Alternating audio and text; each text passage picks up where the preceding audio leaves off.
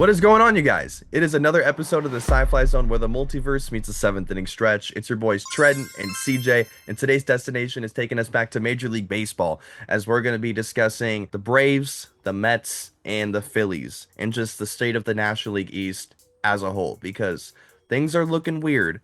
Things are not as we thought they were going to be. But before we get into that, please hit the like button, please hit the sub button, and don't forget to check out our shorts content as it has our videos' funniest and best moments. But yeah, let's get right into it. CJ, what's going on? What's going on? Man, I've been asking that question for a week now, it seems like. I mean, just when you mentioned those names off the bat, Braves, Mets, and Phillies, those seem like they should be three of the best teams in baseball, not even just the National League. And the Mets and Phillies have just been completely struggling just since the start of the season. Like, it's not been looking good for them. Braves, however, on the other side, they have been one of, if not the best team in baseball. They're sitting at a 16-7 record right now. Everything seems to be working out for them. Their guys are playing every day. Their pitchers are dominating. And so they've just been the best team in baseball so far. Yeah, dude, and not just the best, but I would argue the most comfortable. I mean, look around the league and try to find a first place team without a second place team more than a game or two behind them. You can't. The Braves are dominating, and they're doing it at a time when the rest of their division is slumping. So that's really good timing for them right now. Yeah, absolutely. The Phillies and the Mets are usually the biggest competitors for the Braves. It's usually those top three competing for that division. And the Mets and Phillies are down at the bottom of that division now. So yeah, looking good for Braves. Like you said, they're very comfortable right now. We'll see how long this goes for them. Yeah, right now they are averaging 5.7 runs a game for the offense, and they're only averaging giving up 3 runs right now on the pitching side. So that's led them to actually having the highest run differential in the league right now as of April 21st at 62 positive runs in the differential. And this is also partially because they also have the lowest team ERA in MLB at 2.68, over half a run lower than the next lowest team with the Pirates at 3.22. Go Pirates, by the way. Good job, fellas. Yeah, good for the Pirates. Shout out to them. I know people usually think about Paul Skeens as their only pitcher, but that whole rotation's been great for them. Not as great as the Braves, though, because like you said, they've been the best pitching team in baseball. I mean, this starting rotation, there's no player that's been below league average. Every single one of them has been above league average. Grant Holmes has been their worst pitcher, and he's still got an ERA plus of like right around 120.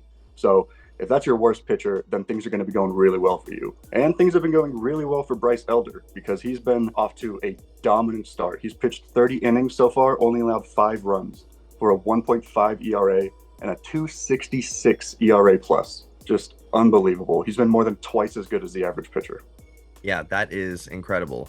And also, don't forget, you still got guys like Chris Sale, Reynaldo Lopez, Martin Perez. Like, the Braves starting rotation has combined for an opponent batting average of 195. It's insane. And okay, there has to be some leeway, right? Their starting rotation's good. Maybe, the bullpen might have a few hicks. No.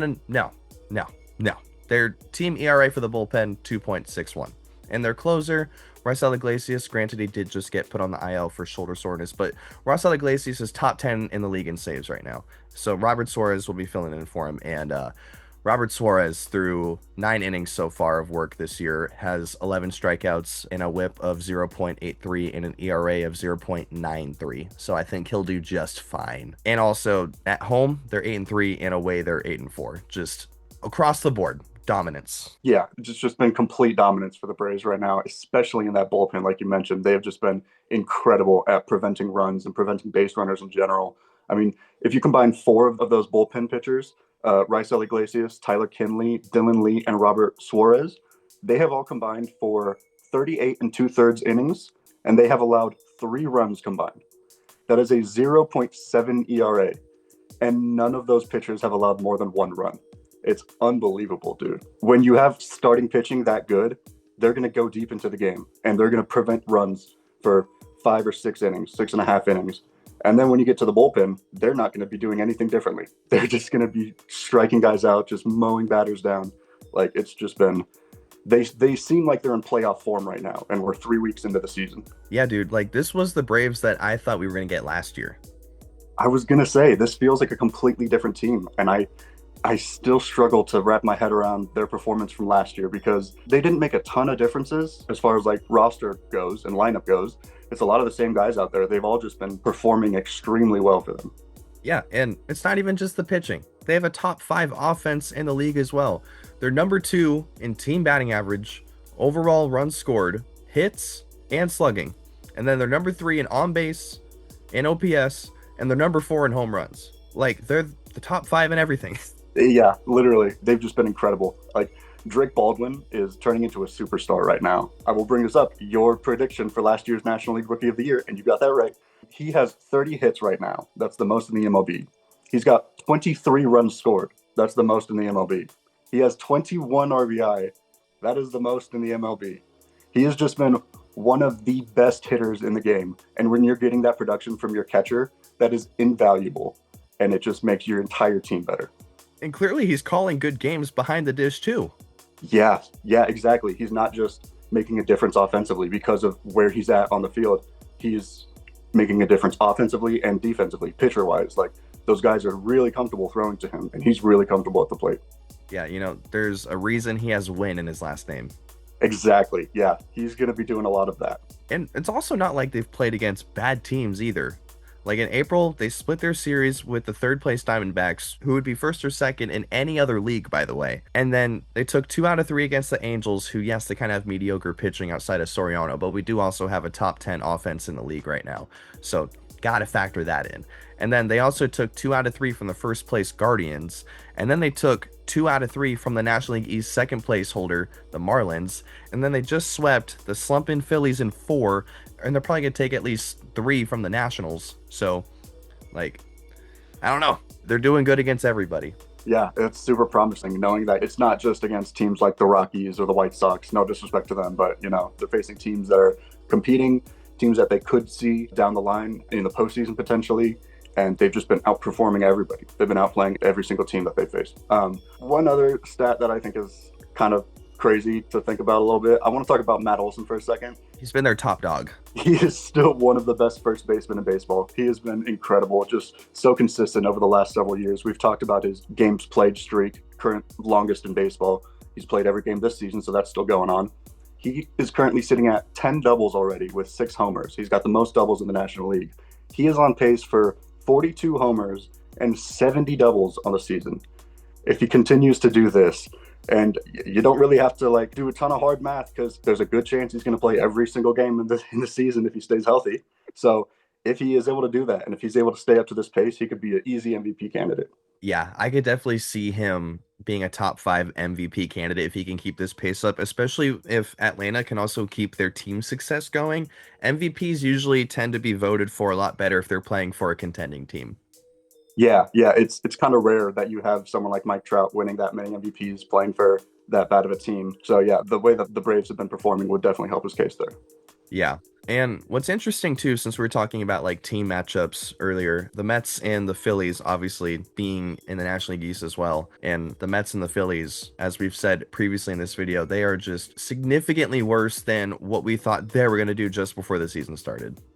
Yeah, absolutely. It has been tough for both of these teams. I predicted that after all the moves that the Mets made during the offseason that they were going to be in first place by the end of the season. And I thought the Phillies would be a close second. And it is still early. There's a chance that these standings completely flip.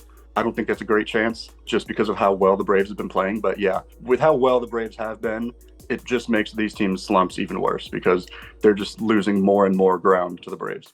Yeah, dude. Last year, the Phillies finished second in hits. The Mets 14th, with both teams finishing in the top 10 in homers as well. So last year, one of the best offensive teams. But currently, the Mets and Phillies are 21st and 26th in hits, 27th and dead last in runs scored, and the Phillies are tied for 17th in homers while the Mets are tied for 27th.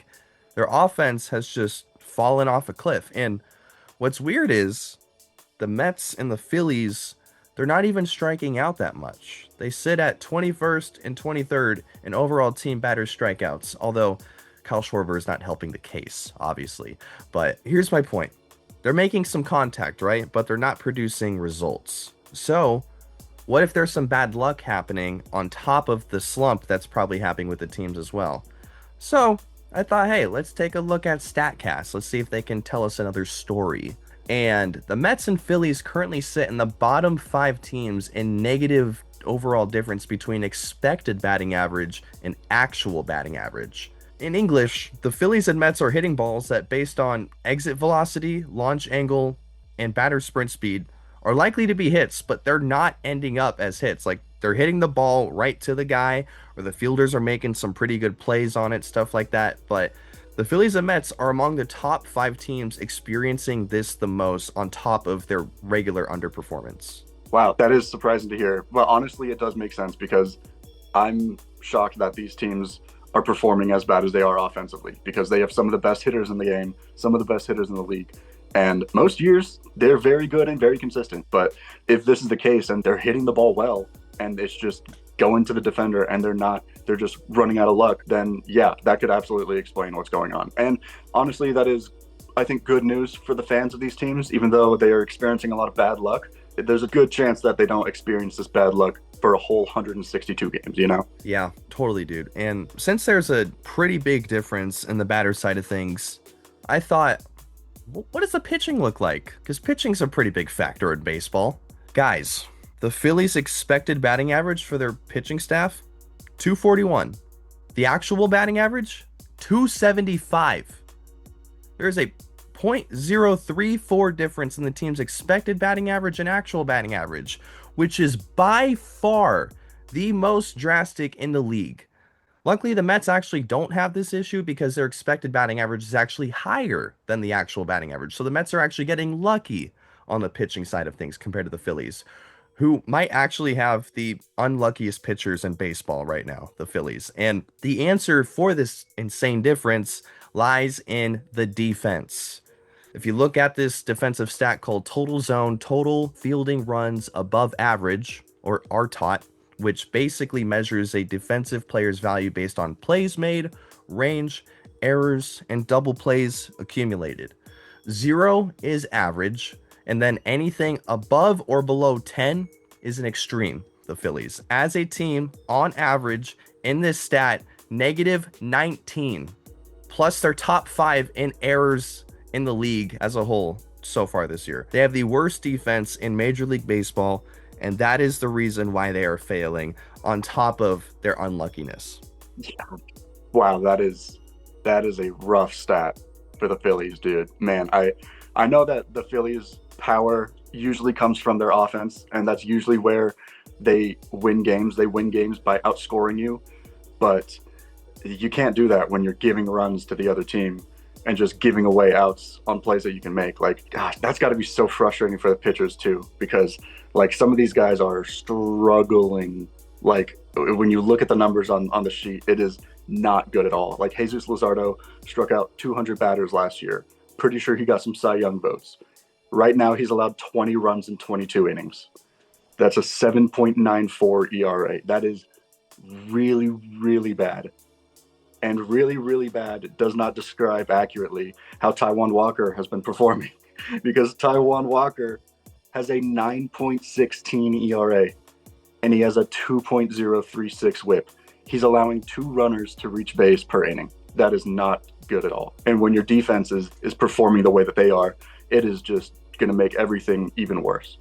Yeah, bro. Taijuan Walker is really taking his last name to heart. Yeah, he is. Yeah, dude. It's a different Phillies team than we've seen in the past. It's so strange. Yeah, dude. And it's just crazy how much, like, when you follow the thread of disparities between what is supposed to be expected and what actually is, it's crazy how much, like, it actually lies in factors of unluckiness and also just actual bad defense. Yeah, it's the mix of bad luck and bad playing. When you don't have bad luck and you're still just underperforming, and they're shooting themselves in the foot, essentially. They're just making it even more difficult for themselves. Yeah, totally. So the Phillies, they need to really work on their defense, do some more drills, do some less BP, although Kyle Schwarber really needs to see the ball a little better because he's racking up those strikeouts. But what's crazy is his OPS is still almost 900. Yeah, he's such a weird player, man. Every time I see him play, every time I look at his stats, I'm like, why is this working?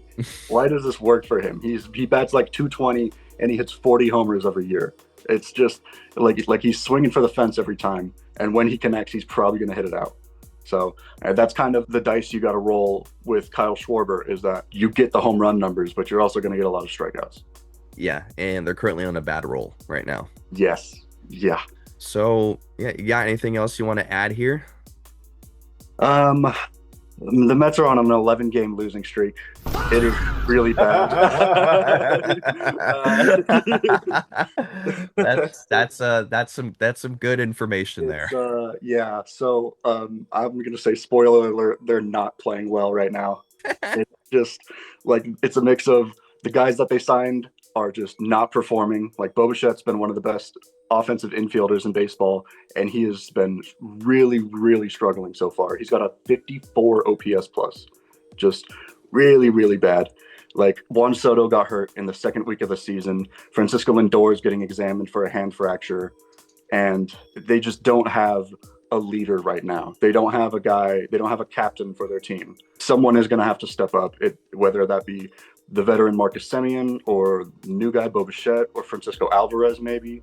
Like they need someone to step up in that clubhouse and turn the ship around. Yeah, 100%. 100%. So, if you guys enjoyed the video, again, please hit that like button. Please hit the sub button if you want to see more content like this. We really appreciate it. Excuse me. And please don't forget to check out our shorts, as it has our videos, funniest moments, best moments, all that kind of stuff. And if you like Major League Baseball, we do this stuff all the time. We also do Marvel. We also do DC. We're covering the boys right now as well. And if you want us to cover anything else, just leave it down in the comments and we'll be happy to cover it. So yeah, thank you so much for watching, and we hope to see you on the next episode. Peace.